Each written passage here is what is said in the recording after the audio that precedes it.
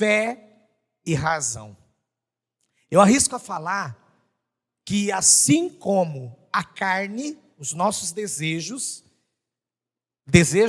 maus, desejos de pecado, que a palavra relata lá em Gálatas capítulo 5, obras da carne, assim como a nossa carne luta contra o Espírito de Deus, que é o Espírito de Deus que habita no nosso espírito, para que nós não façamos aquilo que nós queremos, mas a vontade do Senhor. Então, o Espírito Santo luta contra a nossa carne, para a gente não fazer o que é errado, certo? Da mesma forma, a carne luta contra o Espírito, porque a gente quer fazer o que é errado, mas o Espírito Santo nos aponta, não faça. Ele habita em nós, Ele é o nosso Consolador, mas Ele também é aquele que nos convence do pecado, da justiça e do juízo. Da mesma forma como a carne luta contra o Espírito contra a carne, para que a gente não faça aquilo que realmente nós desejamos, porque muitas vezes desejamos o que é errado, o que é mal. A razão, nosso psique, luta também contra a fé. Então, muitas vezes, nós somos assim, paralisados, ou não vamos para um novo nível, ou não mudamos a nossa trajetória, ou não crescemos no conhecimento de Deus, não crescemos na presença de Deus, porque nós deixamos com que a nossa razão fale mais alto do que a fé. Abra sua Bíblia comigo em Hebreus capítulo 11, versículos 1 a 3, porque primeiramente eu preciso começar falando a respeito um pouquinho, do que é a definição de fé. O título dessa mensagem então é Fé e Razão. Hebreus capítulo 11, do versículo 1 até o versículo 3. Os irmãos que encontraram, digam amém. Você aí na sua casa que encontrou, não tem como eu te ouvir que encontrou, mas amém. Diz assim a palavra do Senhor: ora, a fé é a certeza de coisas que se esperam, a convicção de fatos que se não veem, pois pela fé os antigos obtiveram bom testemunho. Pela fé entendemos que foi o universo formado pela palavra de Deus, de maneira que o visível veio a existir das coisas que não aparecem. Feche seus olhos e coloque-se diante de Deus.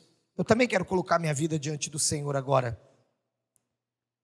Eu quero colocar diante do Senhor a minha vida, para que essa palavra que já falou comigo enquanto eu estudava, enquanto eu preparava, porque antes mesmo de que você, igreja, ouça algo da minha boca, que nesse momento já não sou eu quem quero transmitir essa palavra, mas clamo ao Espírito Santo que fale com você, porque apesar de mim, limitado, o Senhor, Ele é poderoso.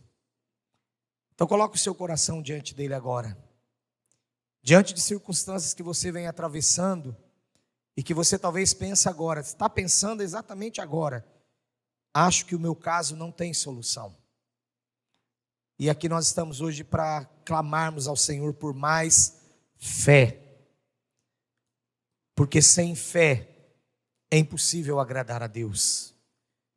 E como nós queremos agradar o nosso Deus, o nosso Senhor, nós clamamos hoje para Ele: fortalece-nos, fortifica-nos, aumenta a nossa fé. Foi o que os discípulos clamaram para Jesus. Então, mestre, aumenta a nossa fé.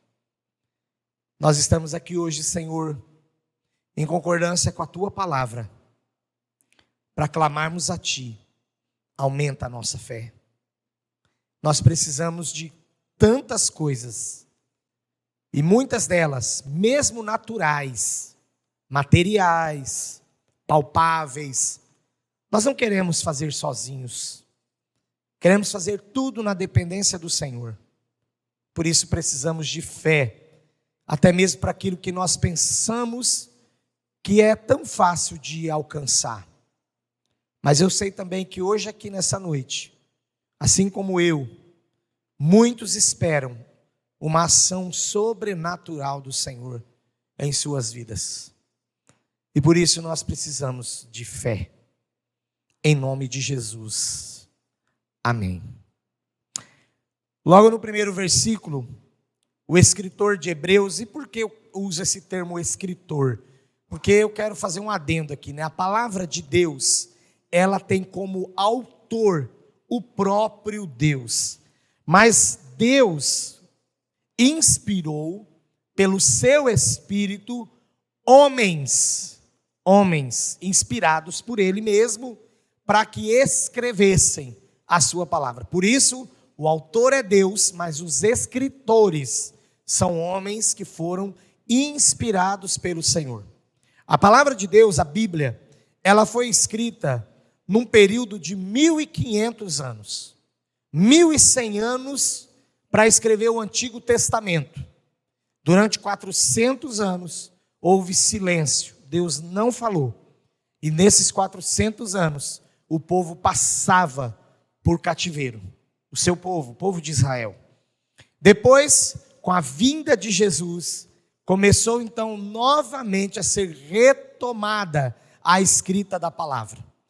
E depois, mais 100 anos, ou durante os primeiros 100 anos, foram escritos os livros do Novo Testamento. São ao todo 40 homens que foram inspirados pelo Senhor para escrever a sua palavra. E esses homens viveram em épocas diferentes, em lugares diferentes, em culturas diferentes.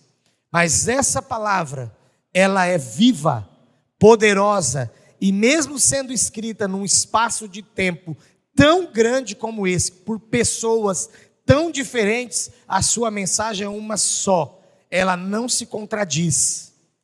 E é por isso que é a única palavra, a única escrita, ou os únicos escritos que não passaram por mudança nenhuma. Você vai ouvir falar de escritos antigos e de crenças antigas, que tanto morreu a crença, quanto morreu o livro. Mas a palavra de Deus permanece viva. Ela é poderosa, ela transforma. A pior coisa é uma pessoa que não crê na palavra de Deus. Porque a maior prova de que ela é verdadeira é o fato de que ela até hoje transforma vidas. E ela tem resposta para todas as dúvidas que o homem tem. Pastor, é. Por isso que nós podemos falar de fé, porque vem dela. O manual de fé está nela. E se nós atentarmos a este manual de fé que está na palavra de Deus, nós seremos beneficiados, seremos abençoados e provaremos da graça do Senhor. Ele diz que a fé é a certeza das coisas que se esperam. E a fé, ela é a convicção de fatos que ainda não se veem. A fé, ela é a garantia ou a escritura. Quando você compra um bem imóvel, você vai ao cartório e registra lá o seu terreno, sua casa. Isso te dá uma escritura, uma garantia de que é seu. A fé, ela é a garantia, ela é a escritura de que as promessas de Deus estão vivas e de que Ele cumpre a sua promessa. Ele cumpre, e eu falei a sua promessa no singular, porque Ele cumpre a sua palavra, que nela estão várias promessas. Ele cumpre a sua palavra. Eu sei que a vida de fé, ela não é fácil. A vida de fé é uma vida que para muitos, né, a gente já é chamado assim de louco, porque a nossa fé, diz a palavra de Deus, a nossa maneira de crer, a nossa maneira de agir, para o mundo é loucura. Então, viver uma vida de fé não é fácil, Mas o escritor aqui, ele chama a nossa mente as proezas de muitos homens e mulheres de fé do passado. Homens e mulheres que viveram lá durante o Antigo Testamento, a velha aliança, e embora não tivessem ainda o conhecimento da salvação plena em Jesus Cristo, e mais, eles ainda não podiam receber a habitação do Espírito Santo na sua vida, que é a própria presença do Deus vivo habitando em nós, porque o Espírito Santo não habitava em todos. Aliás, ele não habitava em ninguém. O Espírito Santo, de tempos em tempos, ele se manifestava. Hoje nós temos a graça de termos o Espírito Santo habitando em nós. Quando nascemos de novo, quando entregamos a nossa vida a Jesus, a palavra diz que o Espírito Santo vem, habita o nosso coração e nos sela para o dia da remissão. E dali para frente, ele é o nosso companheiro. Ele é o que está habitando em nós para estar nos ensinando. Ao passo que a gente lê a palavra e muitas coisas a gente não entende, ele nos ajuda a compreender. Claro, contamos com a paciência, né? Contamos também com os irmãos mais velhos na fé que nos ajudam. Mas o Espírito Santo é o nosso ajudador para que a gente possa entender o que Deus quer de nós. E estes homens de fé que Hebreus capítulo 11 aqui relata, nenhum deles ainda tinha o que eu e você temos, que é a habitação constante do Senhor em nós. Eles foram usados por Deus, mas em determinados momentos eles eram usados. Agora não. Nós temos a oportunidade de sermos usados por Deus plenamente.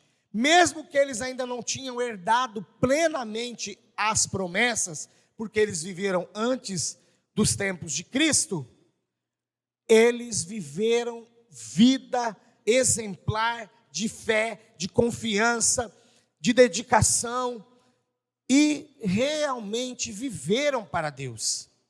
E nós vivemos já no tempo onde que pela graça nós somos salvos. E até a nossa salvação diz a palavra, pela graça sois salvos. Isto é, vem pela fé. Isto não vem de vós, é dom de Deus. A palavra traduzida como certeza, que diz aqui, né, que é a certeza das coisas que se esperam, expressa a nossa convicção com relação a tudo aquilo que ainda se espera. Eu vivi uma vida tão boa, hoje eu estou vivendo uma vida tão triste. Eu vivi uma vida tão boa, hoje eu estou vivendo uma vida tão amargurada. Eu vivi uma vida tão boa, mas hoje eu estou vivendo de uma forma diferente. Deus quer restaurar essa esperança hoje em você, de que tudo voltará a ser como era. Quero corrigir, melhor do que era. E isso é pela fé. Não é por nós mesmos, porque nós não vamos alcançar isto sozinho. As coisas que se esperam é um ato também de se esperar como um estado da mente, que se diga de passagem, a nossa mente ela é renovada, conforme Romanos capítulo 12, versículo 2, e a nossa mente ela é transformada, porque a palavra diz que todos aqueles que são filhos de Deus têm a mente de Cristo. Eu quero nessa noite realmente deixar claro para você, de que nós não podemos viver por vistas mais apenas, nós precisamos viver por fé e pela fé, porque esses homens, sem terem o mínimo do mínimo, que hoje nós temos tudo em Cristo, eles conseguiram vencer barreiras, eles conseguiram ir além. Irmãos, por muitas vezes, não foi poucas vezes não, contando aqui a experiência no início, né? Eu comecei o pastoreio aqui há 23 anos. Por muitas vezes eu estava aqui neste lugar, eu estive aqui nesse lugar, pregando a palavra de Deus. E falando para você, os que estão mais antigos aqui, falando para você, confie, falando para você, sobre isso que eu estou pregando, Deus fará. Mas eu mesmo estava esperando por aquilo ainda. Por muitas vezes eu estive aqui falando de algo que aconteceria, como se já estivesse acontecendo, porque eu sempre criei que o Senhor pode fazer muito mais do que pensamos e do que pedimos. Muitas vezes eu trouxe uma palavra aqui a respeito de onde Deus levaria a nossa igreja. E era até comum olhar para as cadeiras e olhando a situação da igreja, olhando até a parte estética da igreja, como que vai chegar nesse tempo? Ou como vamos chegar a esse tempo? Mas eu confiava, confio e sempre confiarei no Senhor. Ele é a nossa proteção, Ele é o nosso escudo, Ele é o nosso Senhor. Nós fomos criados como seres que somos, vivos, né? Racionais e espirituais. Eu quero fazer nessa noite essa distinção, porque a racionalização, o pensamento limitado, está na nossa alma, está no nosso psicológico, na parte da mente, que mesmo assim é a mente de Cristo hoje, mesmo assim é renovada pela palavra, mas que vez ou outra, por causa ainda da nossa falha humana, do pecado que está sempre perto, a palavra diz que ele está sempre ao derredor, e ele está realmente tentando nos fazer tropeçar, é onde às vezes a gente dá lugar à dúvida.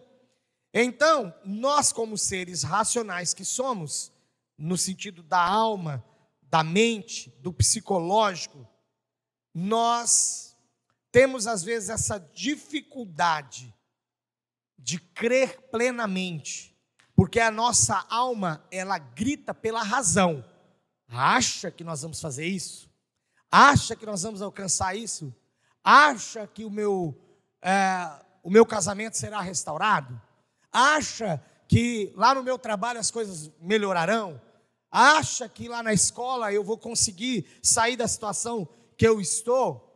Mas também quem tem a mente de Cristo estuda, tá? Quem tem a mente de Cristo não mata a aula.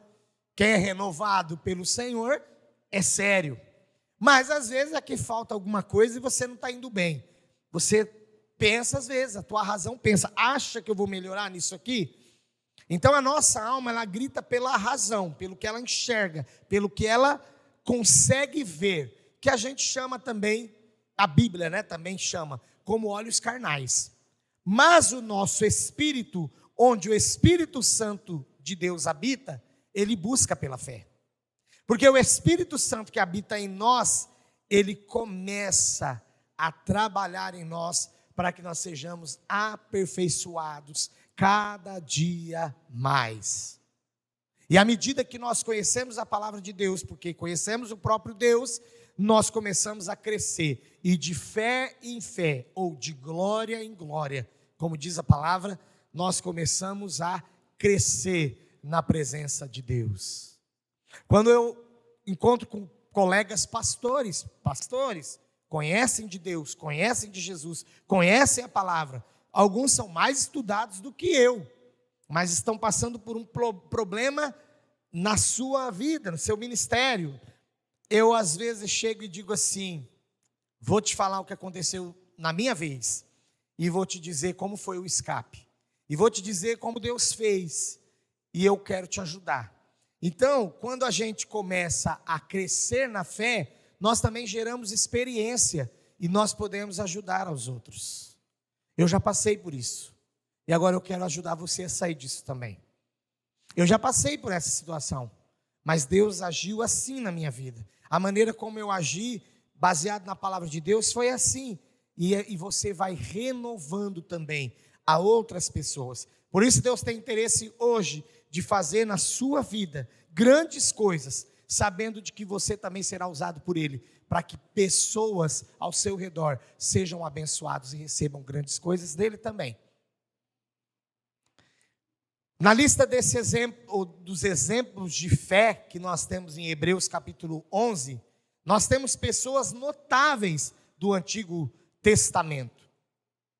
Nós temos ali declarado a questão de Abel, nós temos ali declarado a questão de Noé, nós temos ali declarado a questão também de Enoque, nós temos ali relatado outros homens que foram usados poderosamente por Deus, Moisés. Mas eu quero destacar nessa noite um deles, que viveu 3 grandes experiências de fé.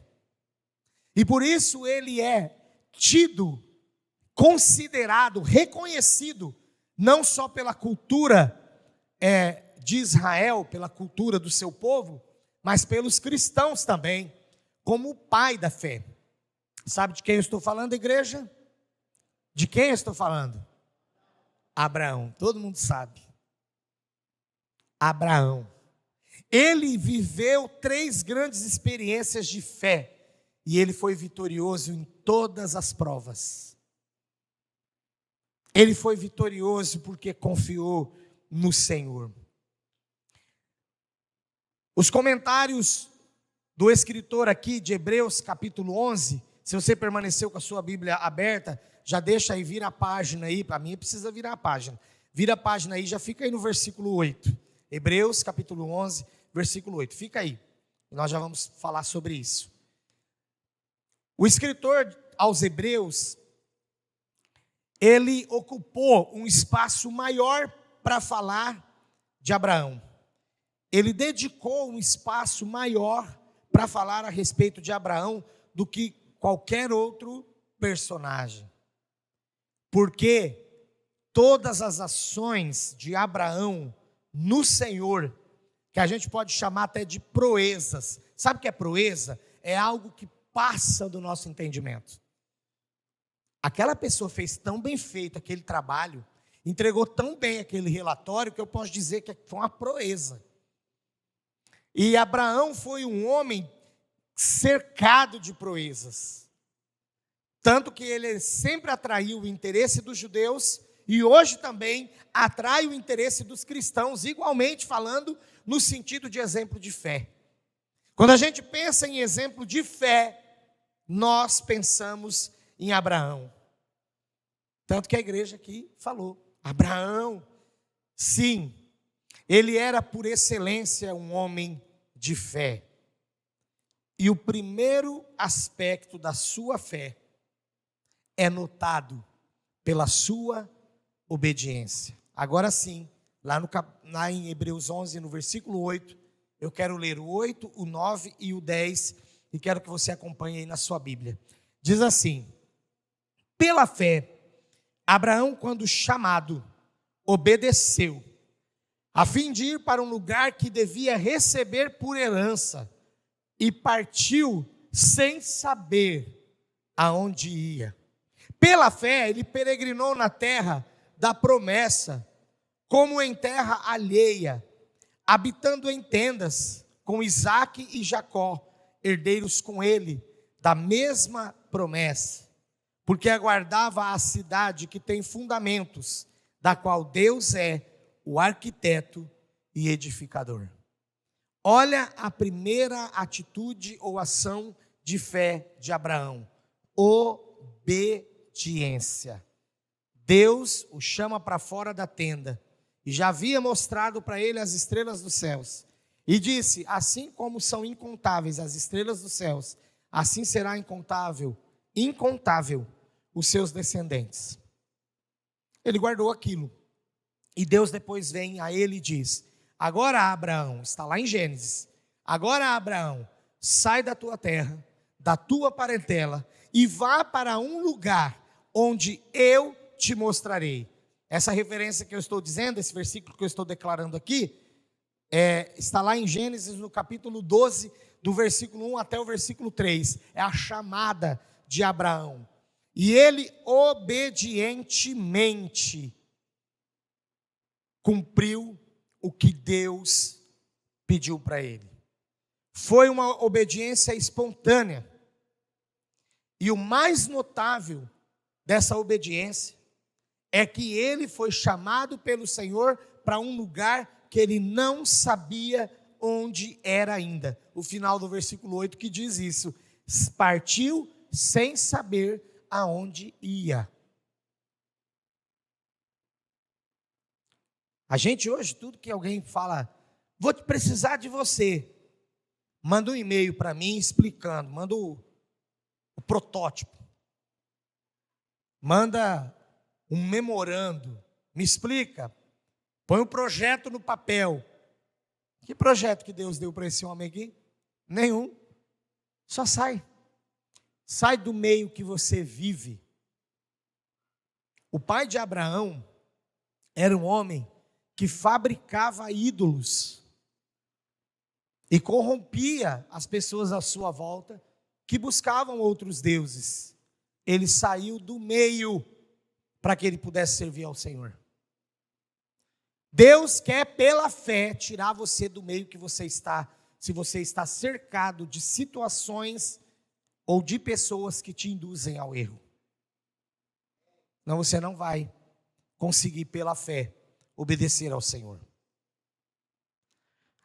A sua fé, nesse sentido aqui da palavra, ela foi diferente da de Noé, que também é um homem que foi destacado na palavra de Deus como um homem de fé. Porque não chovia no tempo de Noé. A forma como a terra era regada era de baixo para cima. Não se conhecia a chuva. E Deus falou para ele, vou mandar um grande dilúvio. Quando ele disse, Deus vai mandar um dilúvio, ninguém sabia o que era, porque ninguém tinha visto ainda. Mas só que Noé teve algo diferente de Abraão, por isso Abraão ainda é mais notável na fé do que Noé. Saiu sem um projeto na mão. Noé, quando recebe de Deus o desafio, recebe o projeto da arca. Você vai construir uma arca com todas as medidas, com todas as comprimento, largura, altura, profundidade, tudo.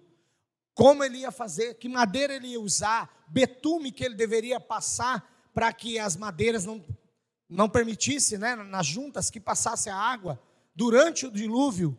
E Noé ainda, quando estava com a arca pronta, e Deus deu a ordem para ele, entra na arca, tua família, sua mulher, os seus filhos e as mulheres dos seus filhos. E Deus mesmo enviou de par, de casais, para que entrassem na arca.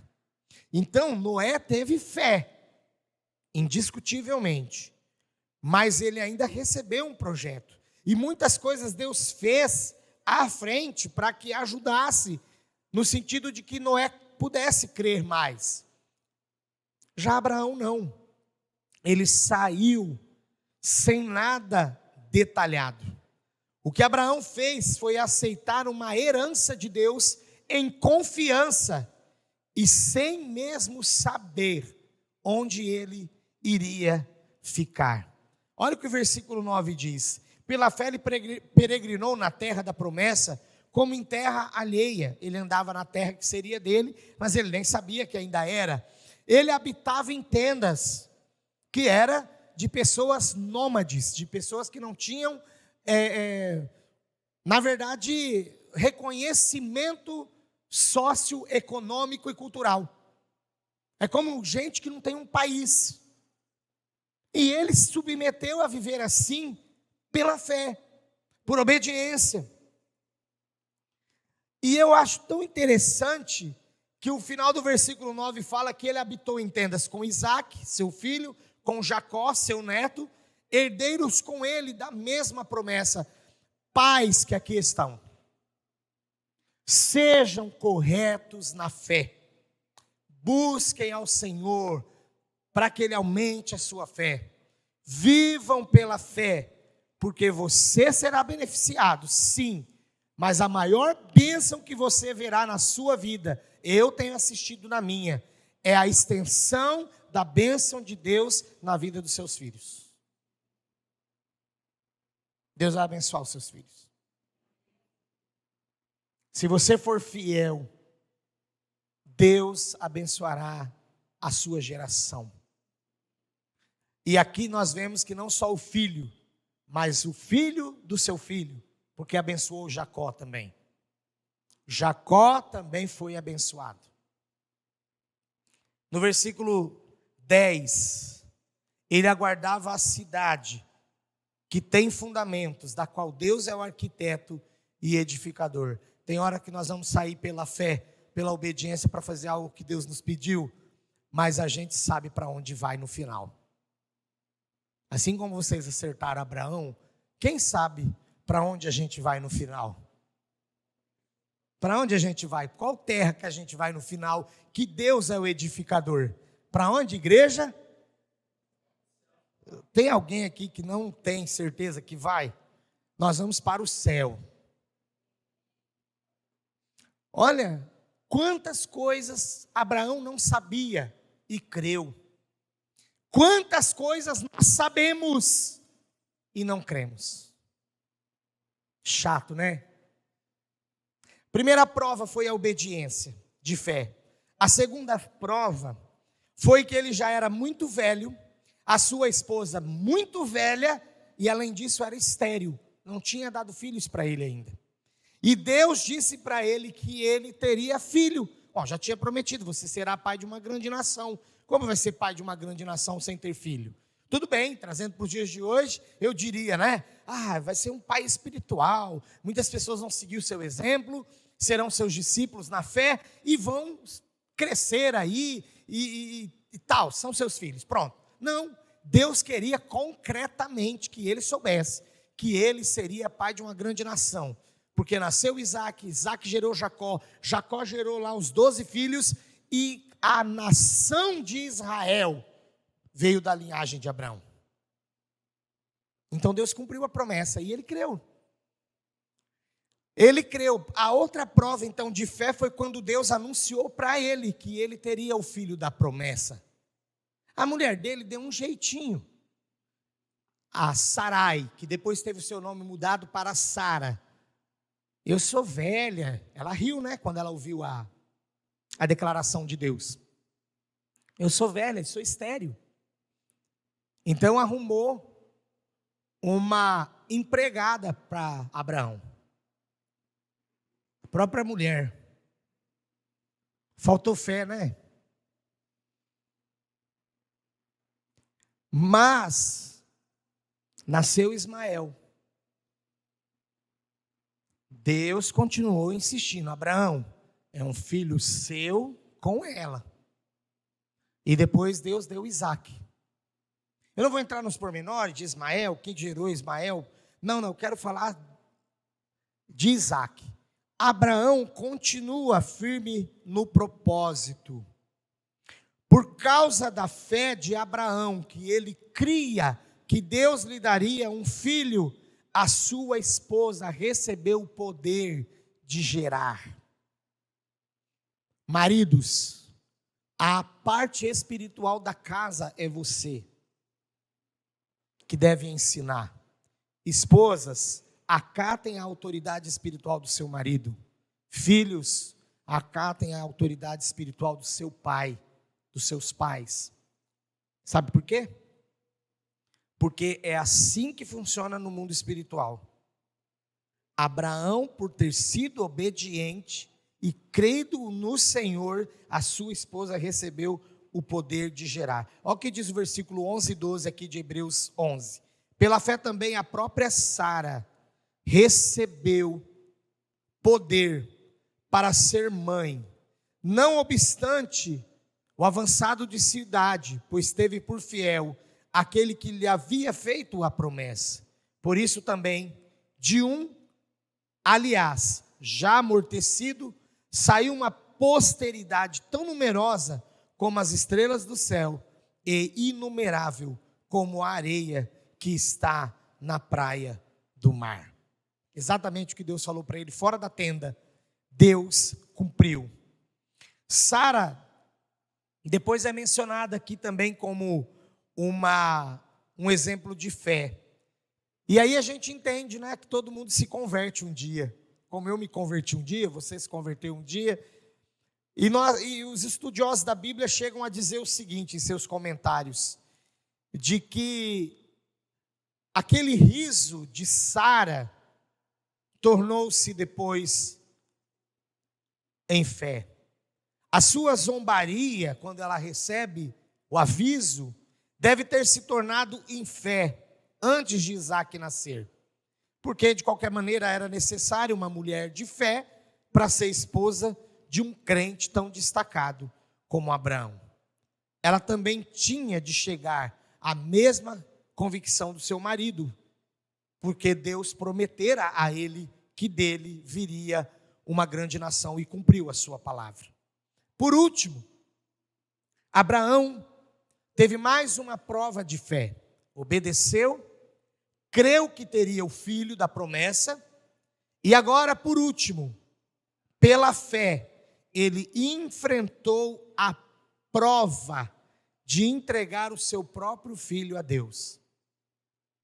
Aqui nos versículos 17 a 19 de Hebreus 11, que é menção lá de Gênesis, capítulo 22, diz assim: pela fé, Abraão, quando posto à prova, ofereceu Isaque.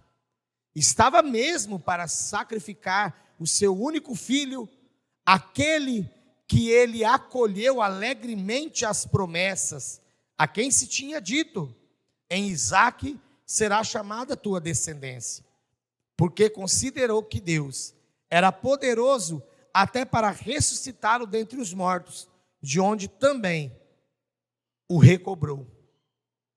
Então veja bem, ele obedeceu, ele creu que teria um filho, agora tem um filho e Deus pede o filho em sacrifício. Pega o seu único filho e entrega para mim, Abraão. E Abraão sobe com esse menino até o lugar do sacrifício, na pedra do sacrifício. E ali ele estava preparado.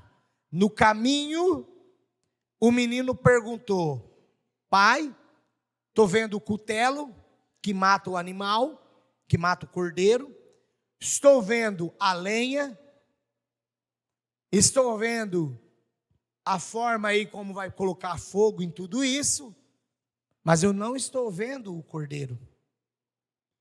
E Abraão vira para o seu filho, lá em Gênesis 22 tem essa história, ele vira para o seu filho e fala assim: Deus proverá. E ele foi. Irmãos, a gente pensa assim: eu vou ter fé e Deus vai entrar na hora certinha que eu acho e vai mudar a história. Então qual seria a melhor maneira, até para a gente entender hoje, que Deus poderia entrar nessa prova do pedido de entrega do seu filho como sacrifício a Deus? Ele poderia fazer assim, ó: ah, Abraão, você já creu em mim, já está subindo com o menino, já está com o cutelo, pode parar, já vou providenciar o cordeiro. Não, ele esperou o menino ser amarrado, o menino ser colocado sob a pedra, e quando o pai pegou o cutelo, depois você lê a história lá na sua casa, em Gênesis 22, em diante, e quando ele pegou o cutelo e preparou para sangrar o menino e depois sacrificá-lo ao Senhor, aí bradou do céu: pode parar, a sua fé foi provada, você agradou ao Senhor, porque não deteve o seu único filho. Você não deixou de dar ao Senhor o seu único filho. O escritor de Hebreus diz que pela fé, Abraão faria o que não precisou ser feito, mas ele faria porque ele cria que Deus ressuscitaria depois de Isaque. Mais um ato de fé, que eu sei que esse escritor de Hebreus aqui foi inspirado pelo Espírito Santo, e ele recebeu isso de Deus. Olha, ele cria no seu coração que eu iria ressuscitar o filho dele, então ele ia matar. Irmãos, eu sou assim muitas vezes, eu sei que você também é. Senhor, mas eu já criei tanto, eu já acreditei tanto, vou falar acreditar, né, para entender que é um ato de fé também. Eu acreditei tanto, então agora eu vou esperar que o Senhor vai fazer. Não, o Senhor quer mais um passo de fé. Às vezes Deus deseja que nós avancemos em mais um passo de fé. Demos mais um passo de fé. Deus poderia ter parado Abraão no início da subida. Deus poderia parar Abraão no meio da estrada quando ele fala para o filho, Deus proverá, e Deus poderia prover ali mesmo. Deus só proveu quando concluiu-se a prova da fé, que o filho já estava preparado para ser morto. Deus não vai te pedir hoje isso, porque Jesus já morreu no nosso lugar. Mas ali Deus também, com uma figura de linguagem, estava mostrando para Abraão o que ele sentiria como pai, quando ele entregasse o seu único filho por nós. Algumas pessoas, Deus mostrou em sua própria carne, para algumas pessoas, Deus mostrou em sua própria carne, a carne da própria pessoa ali, como Abraão, ele também mostrou para Amós a tristeza que é ser renegado.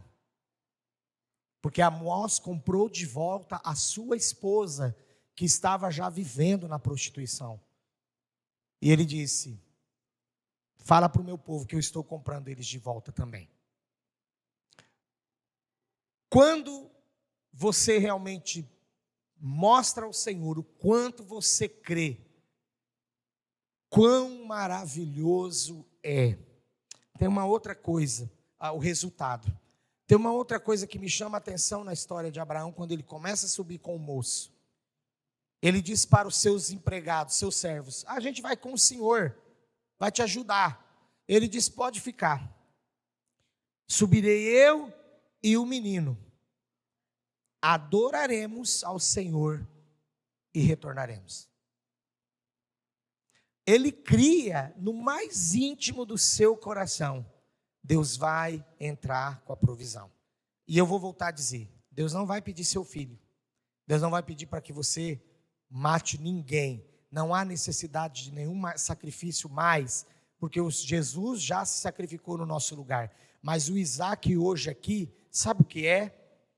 Às vezes tem gente que não mata um vício que ele tem, em detrimento de eu quero exaltar ao Senhor, eu quero servir ao Senhor, eu quero viver para o Senhor, então eu preciso matar isso aqui na minha vida. Tem gente que não quer fazer isso, tem gente que não quer deixar os seus costumes, tem gente que não quer deixar o seu palavrão, tem gente que não quer deixar o seu vício, tem gente que não quer deixar a sua imoralidade sexual, tem gente que não quer deixar o filho que ela mesma gerou, e agora não é um filho como Isaac, mas um filho no sentido de pecado, e não mata logo esse filho, para que Deus reine. Eu quero que você feche seus olhos agora, e pense em tudo que foi falado. Cada um de nós precisamos estar dispostos a obedecer a Deus, porque assim nós colheremos os frutos da fé, pela fé. Em todas as crises espirituais, nós muitas vezes duvidaremos, porque é muito mais fácil na crise espiritual a gente duvidar do que a gente crer. A convicção de que Deus é fiel é o principal aspecto da doutrina bíblica. Por isso nós precisamos crer mais. A fidelidade de Deus é a pedra fundamental da fé do povo de Deus. A fé envolve tudo à nossa volta, especialmente a certeza da salvação que nós encontramos em 2 Coríntios 5:7. Visto que andamos por fé e não pelo que vemos, temos a certeza de uma vida melhor e de que um dia estaremos com o Senhor, que Ele nos salvará.